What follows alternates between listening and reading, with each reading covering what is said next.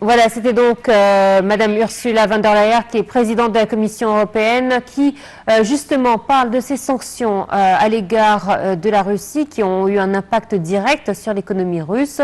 Vous le savez qu'effectivement, depuis quelque temps, la note de la Russie a baissé d'un point de vue économique.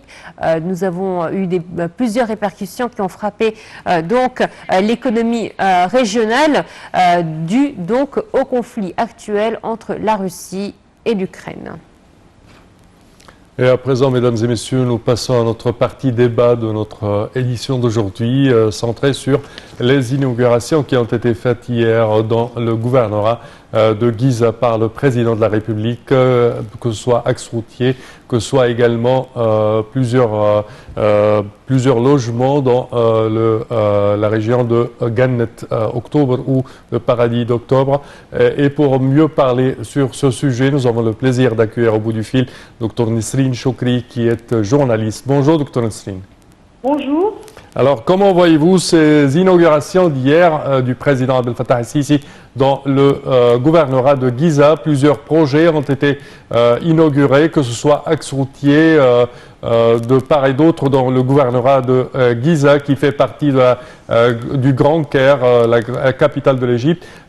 Également, quelques projets de logement dans le projet de Gannet Octobre.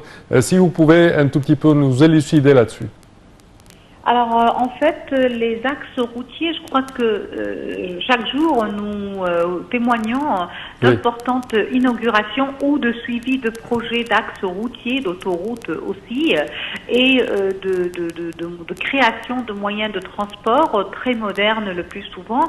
Oui. Et c'est très clair que l'État a mis en place dans sa stratégie qui est 2030 comment dire, je ne veux pas dire de réparer, mais de réaménager tous les axes routiers, toutes les autoroutes en Égypte, de sorte à mettre en place une importante infrastructure routière qui soit ou qui aille de pair avec l'économie, parce qu'on ne peut pas parler d'une économie prospère sans véritablement avoir des artères d'autoroutes qui complètent cette économie et qui permettent la fluidité de la circulation et qui permettent aussi un déplacement facile d'une région à l'autre. Et c'est clair que cela se fait aussi bien à l'intérieur des villes comme Giza ou encore entre les villes elles-mêmes. Et donc c'est un projet très ambitieux qui a commencé il y a plusieurs années, qui se poursuit, qui reste encore, je crois, très fructueux, mais qui va continuer. Et donc parler des axes routiers, ça va véritablement être une partie de notre stratégie durant les prochaines années, parce que ça d'abord, il faut reconnaître qu'il y a un problème d'explosion démographique, et avec cette explosion démographique, on aura besoin davantage de moyens de transport, davantage d'autoroutes, davantage d'aménagements aussi. Et donc, ça met en relief que l'État prend en considération les besoins d'après les données qui sont sur le terrain. Alors, vous avez tout à fait raison, Dr Nesrine. Tout d'abord, bonjour. C'est vrai qu'un dernier rapport faisait part d'une augmentation en simplement 200 jours d'1 million d'habitants égyptiens, ce qui est énorme. On ne s'attendait pas à avoir cette explosion démographique durant cette dernière période. Peut-être que la pandémie de Covid aussi a accentué les choses, du fait que les gens sont restés quelque peu isolés. C'est vrai que le nombre a augmenté. Et il faut dire aussi que le gouvernorat de Gizeh est un des gouvernorats les plus grands en termes de territoire, mais aussi en termes de taux de population. Et c'est vrai que ces problèmes sont nombreux. Et effectivement, il y a eu beaucoup de laisser-aller durant ces dernières années concernant ce gouvernorat, ce qui fait qu'aujourd'hui, je vais reprendre le mot que vous avez utilisé, mais qui est juste, nous sommes obligés de réparer la situation. Oui, en fait, nous sommes obligés de réparer la situation, de réaménager les routes, de prendre en considération que le nombre de la population va continuer à augmenter malgré tous les, toutes les campagnes de sensibilisation menées par l'État, comme quoi avoir un enfant est une responsabilité, et une responsabilité qui doit être endossée correctement. Et si on veut l'endosser correctement, on ne peut pas avoir beaucoup d'enfants, il faut se limiter peut-être à 1 ou 2 enfants au maximum pour pouvoir financièrement premièrement moralement et je dirais intellectuellement faire grandir ses enfants correctement. Mais aussi, il faut savoir qu'il y a eu des laissés-aller pendant plus de 2 ou 3 décennies et que depuis 7 ans, on a essayé de reprendre la route vers le développement et l'amélioration de l'infrastructure. Le problème du gouvernorat de Gizeh ou de Giza, c'est que c'est un gouvernorat très grand, avec une énorme population, avec une population... Une grande superficie. Oui, c'est énorme, c'est vraiment énorme. Et donc, ça va du Caire, pratiquement ça va du Caire, presque jusqu'aux frontières de la Haute-Égypte ou de Fayoum. Donc c'est vraiment... Et de la nouvelle vallée, enfin oui, donc c'est vraiment énorme. Et par conséquent, quand c'est énorme, c'est-à-dire qu'il y aura plus de problèmes, plus de complications, mais aussi qu'il faut mettre en place plus d'axes routiers pour connecter Giza entre le gouvernorat, les parties du gouvernorat entre elles, et aussi il faudra le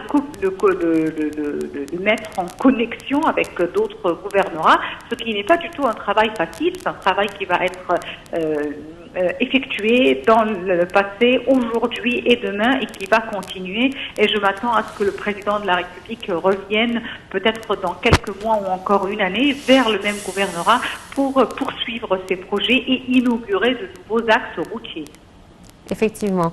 C'est vrai qu'on est en train de parler de la superficie, on parlait également du taux de démographie qui explose de jour en jour, mais je pense que le problème est beaucoup plus profond. Il faut carrément changer les mentalités égyptiennes, puisque vous savez mieux que moi, nous avons des expressions égyptiennes qui malheureusement datent depuis très longtemps, qui sont ancrées dans notre culture, qui encouragent justement à avoir beaucoup d'enfants. Et il faut dire qu'aujourd'hui, ces expressions ne sont plus adaptées au siècle dans lequel nous vivons.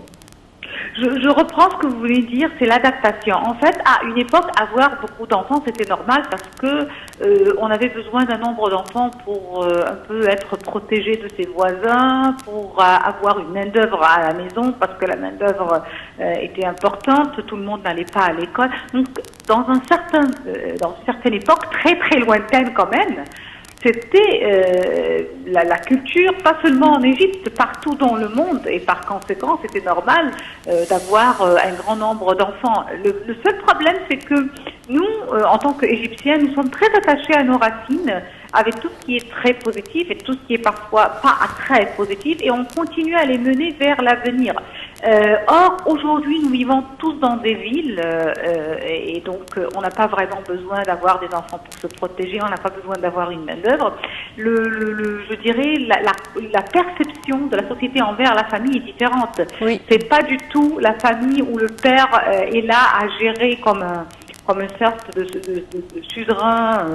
Sa famille, c'est un père qui est là, et la mère aussi, pour assumer leurs responsabilités. Aujourd'hui aussi, les gens choisissent ou pas d'avoir des enfants, parce que grâce aux moyens de contraception, on peut choisir d'être parent ou pas. On peut se marier, tout le monde, s'il veut se marier, a le droit de se marier, mais être parent, c'est autre chose, c'est quelque chose qui doit être bien calculé, bien, je dirais, vécu, et qui doit être, je dirais, vécu comme une responsabilité, et non pas comme une chose naturelle qui va suivre les étapes de la vie. Parce que être parent, c'est-à-dire donner une naissance à une vie, à un être humain, et personne sur Terre, si on y réfléchit un peu, c'est ce que je disais tout le temps, personne sur Terre ne pourrait admettre d'être la source ou l'origine de l'insatisfaction, du mécontentement ou de la frustration d'un être humain. Donc c'est vraiment dans cette mentalité que l'on doit voir les choses, et je crois que l'État a pris cela en considération en mettant en place tous ces grands projets, ces méga-projets routiers, mais aussi de logement. Docteur Nesrine Chokri, merci à vous d'avoir été le nôtre. Je rappelle que vous êtes journaliste. Merci à vous pour toutes ces informations et votre analyse sur ce qui s'est passé hier. Voilà, c'est ainsi donc que prend fin cette édition. Merci de votre fidélité. Excellente suite de programme sur la télé internationale. Merci Sam. Merci Nora. Merci chers téléspectateurs et bonne suite de programme. Au revoir.